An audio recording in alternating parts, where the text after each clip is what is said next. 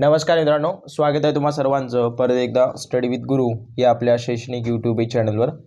तर अन्न व नागरी पुरवठा विभागाच्या आपण प्रश्नपत्रिका पाहत आहोत, जे की अतिशय महत्त्वाचे प्रश्न आपण या ठिकाणी कव्हर करत आहोत। तर पहिला प्रश्न पाहण्या अगोदर चॅनलवर नवीन असाल अवश्य चॅनलला सबस्क्राईब करून घ्या। काही डाऊट वगैरे असतील तर अवश्य कमेंटद्वारे कळवू शकता, कोणत्या प्रश्नांबाबत असो किंवा पदभरती संदर्भात असो।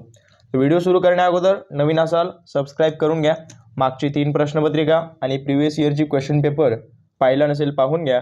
प्रश्नाचं डिफिकल्टी लेवल तुम्हाला कळण्यास मदत होईल आणि अतिरिक्त तुमचा जो अभ्यास आहे तो होणार नाही, लिमिटेड होईल आणि कमी वेळेत जास्त अभ्यास तुमचं कंप्लीट होईल। तर पहिला प्रश्न पाहण्या अगोदर सर्वांना माहीत असेल आपण 1000 प्रश्नसंच काढत आहोत, त्याची पूर्वसूचना आपण अगोदरच्या व्हिडिओत सुद्धा दिलेली होती। तर लक्षात असू द्या, तो जो आहे तो प्रश्नसंच तुम्हाला येत्या 2 ते 3 दिवसांमध्ये मिळून जाणार आहे। लक्षात असू द्या, पहिला प्रश्न पहा। अन्न सुरक्षा अधिनियम 2013 मध्ये राज्य अन्न आयोगाची स्थापनेची तरतूद कितव्या कलमात आहे? तर हे जे आहे अन्न सुरक्षा कशामध्ये राज्य आयोग स्थापनेची तरतूद जी आहे ती कितव्या कलमामध्ये आहे? हे एक अधिनियम आहे, याच्यावर तुम्ही जास्त फोकस करा, याच्यामधले काही पॉईंट वगैरे लक्षात ठेवा। तर कलम 16 मध्ये जे आहे ते या राज्य अन्न आयोगाच्या स्थापनेची तरतूद या ठिकाणी करण्यात आलेली आहे।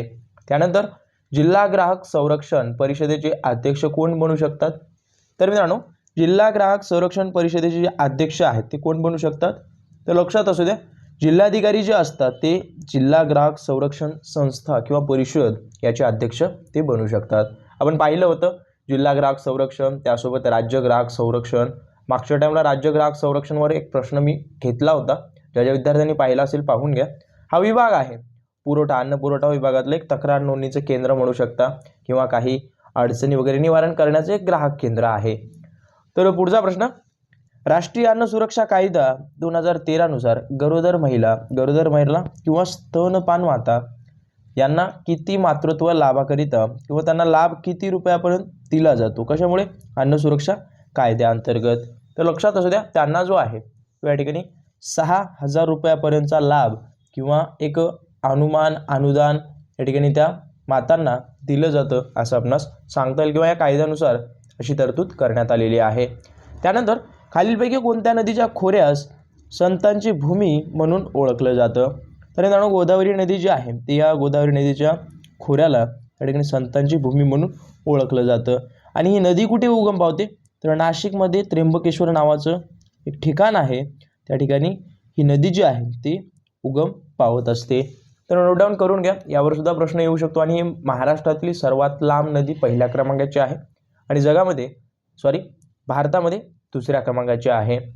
त्यानंतर खालीलपैकी कोणत्या खनिज उत्पादनात महाराष्ट्र राज्य देशात आघाडीवर आहे? तर मित्रांनो, कोळसा जे आहे कोळसाचं 40% देशाच्या लक्षात ठेवा, 100% पैकी 40% उत्पादन हे फक्त एकले आपल्या महाराष्ट्रामध्ये होत असतं। त्यामुळे महाराष्ट्रामध्ये कोळशाचं सर्वात मोठ्या खाणीसुद्धा आहेत। त्यानंतर महाराष्ट्रातील सर्वात मोठं राष्ट्रीय उद्यान कोणतं आहे? तर महाराष्ट्रामध्ये जेवढे काही राष्ट्रीय उद्यान आहेत जवळपास 5 राष्ट्रीय उद्यान 5 किंवा 6 आहेत। तर हे जे आहे ते गुगामाल नावाचं राष्ट्रीय उद्यान सर्वात मोठं आहे। त्यानंतर स्त्री धर्मनीती नावाचा प्रसिद्ध ग्रंथाचं लेखक कोण केलं? तर स्त्री धर्मनीती जे आहे आपण पाहिलं स्त्री पुरुष तुलना कोणी केलं, तर स्त्री धर्मनीती जे आहे ते कोणी केलं? तर पंडिता रमाबाई यांचं एक महत्त्वाचं ग्रंथ आहे। हे आपण पाहिलं सुबोध रत्नाकर वगैरे यांच्या संदर्भात सुद्धा आपण माहिती पाहिली, यांच्या संदर्भात सुद्धा खूप सारी माहिती पाहिलेली आहे। पुढचा प्रश्न, सुधारक या वृत्तपत्राची सुरुवात कोणी केली? मित्रांनो, सुधारक नावाचं जे वृत्तपत्र आहे याची मित्रांनो 1888 मध्ये सुरुवात केलेली होती। कोणी केली? गोपाळ गणेश आगरकरांनी या ठिकाणी या वृत्तपत्राची सुरुवात केलेली आहे।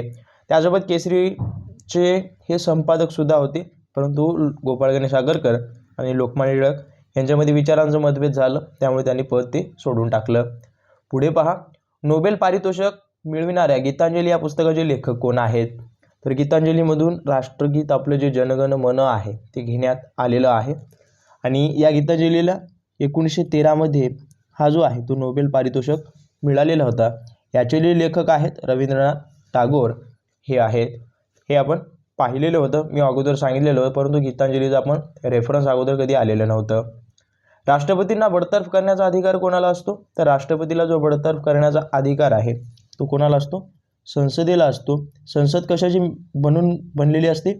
तर लोक आणि राज्यसभा. लोकसभेचे 552, राज्यसभेचे 250 अशी दोघांची मिळून संसद बनलेली असते. वरिष्ठ सभागृह राज्य असतं आणि लोकसभा कनिष्ठ सभागृह असतं.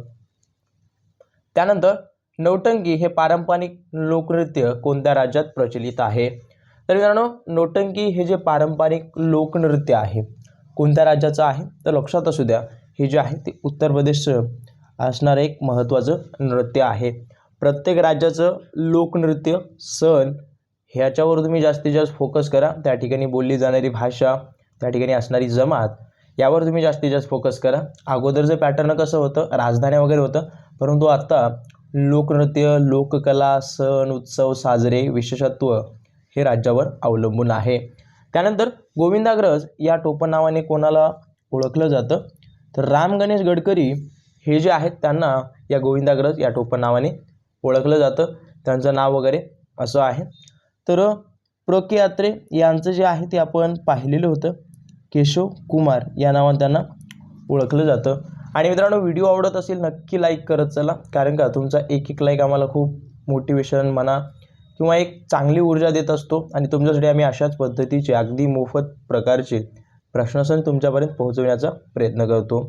तर झेंडूची फुले नावाचं विडंबन काव्याची रचना कोणी केली? तर केशव सूत यांनी केलेली आहे.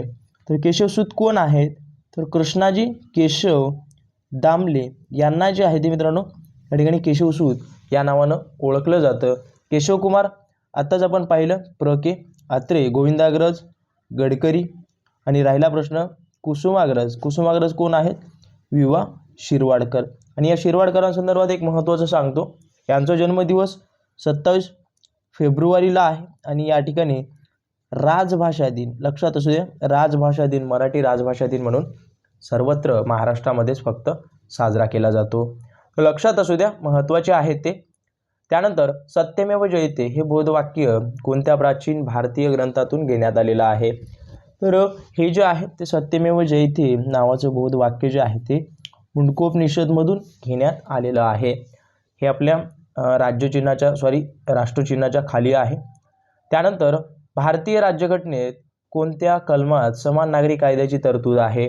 तर भारतीय राज्यघटनेमध्ये समान नागरी कायद्याची जी तरतूद आहे ती या ठिकाणी 44 कलमामध्ये देण्यात आलेली आहे. तर लक्षात असू द्या, अशा पद्धतीचे हे प्रश्न आपण कव्हर केलेले आहेत. व्हिडिओ आवडला असेल नक्की लाईक करा. आणि ज्या व्हिद्यार्थ्यांना काही डाऊट वगैरे असतील प्रश्नासंदर्भात अवश्य कमेंटद्वारे कळू शकता, जेणेकरून त्यांचे सर्व सोल्युशन समस्या वगैरे मी सोडवण्याचा प्रयत्न करेन. व्हिडिओ आवडला असेल नक्की लाईक करा. अशाच पद्धतीचे प्रश्न आपण आपल्या चॅनलवर सोडवत असतो. त्याची वेळोवेळी अपडेट मिळवण्यासाठी अवश्य चॅनलला सबस्क्राईब करून ठेवा. बाजूचा बेल आयकॉन दाबून घ्या, जेणेकरून सर्व व्हिडिओ जे आहेत ते तुम्हाला वेळोवेळी नोटिफिकेशन मिळत जाईल. तर भेटूया तशाच नवीन व्हिडिओसोबत. पाहत राहा आपला आवडतं यूट्यूब चॅनल. धन्यवाद.